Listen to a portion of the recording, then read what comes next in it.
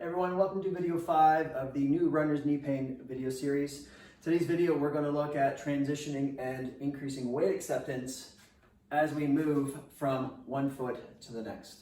If you haven't checked out videos 1 through 4 to correct the hip mobility, to reconnect the core, to work on spine stack positions, and to work on rotary stability, either at the foot, the knee, or the hip, and the trunk, I would recommend go back through those videos, clean those things up before we start moving and transitioning, because as we run, it's important that we can control the forces through the foot to make sure the knee isn't collapsing and make sure we're not over rotating through the pelvis. That's going to potentially cause some problems. The first exercise we're going to work on is transitioning with a forward and reverse lunge. We're going to come back with the band to work on some rotation control. Here, start single leg balance and just very simply, nice step forward, push up, finishing that single leg balance. Now it's important that when we do this, the knee does not track inwards. We don't want that excessive torque happening through the ankle, the foot, or the knee, or the back pelvis. So it's important that we are mindful of how we're loading that up. If you want a little bit more of a challenge, press it out here. As you get up to this top position, it's gonna get a little tricky. You'll feel it in the hip, but it's just gonna keep you a little bit more honest. Then you can switch to the other side. Start maybe in tight, get a feel for it. Work on that single leg balance transition. Pop up, back down, up. And when you're reversing, make sure you push off the toes, just so you can get that knee extension, that toe point. It'll just help with propulsion.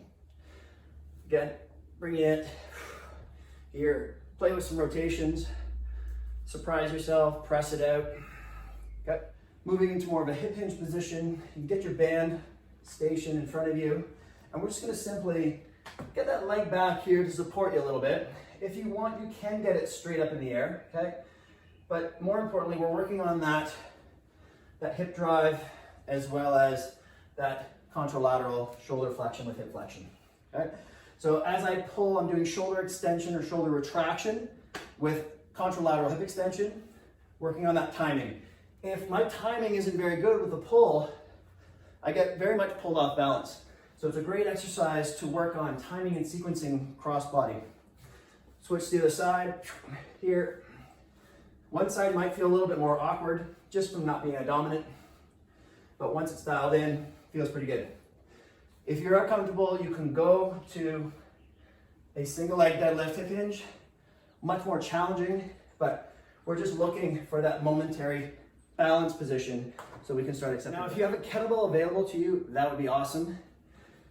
Any weight that you can control and that you can comfortably rack is kind of what we're looking for. 10, 15, 20 pounds, whatever's in your zone.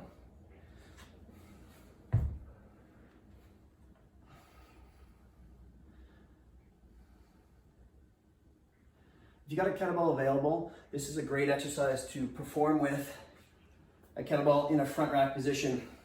So we're going to work on that single leg balance. So working kind of this cross cord load, and we're just going to drop into a reverse lunge. Come back up and into a forward lunge. If you can, hold that balance and come through. Not necessary. If you need to touch the foot down, that's okay. But the idea is working on that static control in the one leg and then transitioning to that front leg. Here to here. Of course, switch sides. Here to here.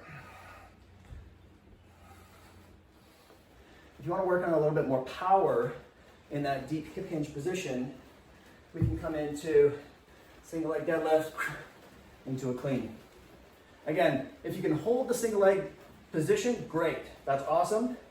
Not super important, but nice if you can. If you need to put the leg down, that's fine. Lock it in, pop, touch it down. Slowly come back down, lift if you want, pop, put it down. So this works really nice to get that timing of the hip drive, but also that stance leg is getting a lot of work to get ready for accepting impact with every step. Give these exercises a shot.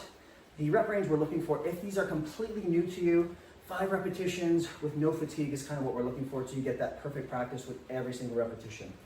If you're more of a veteran lifter and these are not very new, then we want to work up to anywhere from 10, 15, 20 repetitions.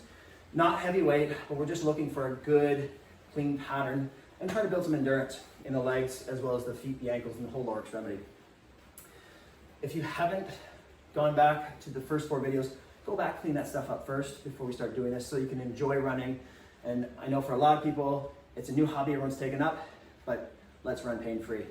I'll see you in the next video.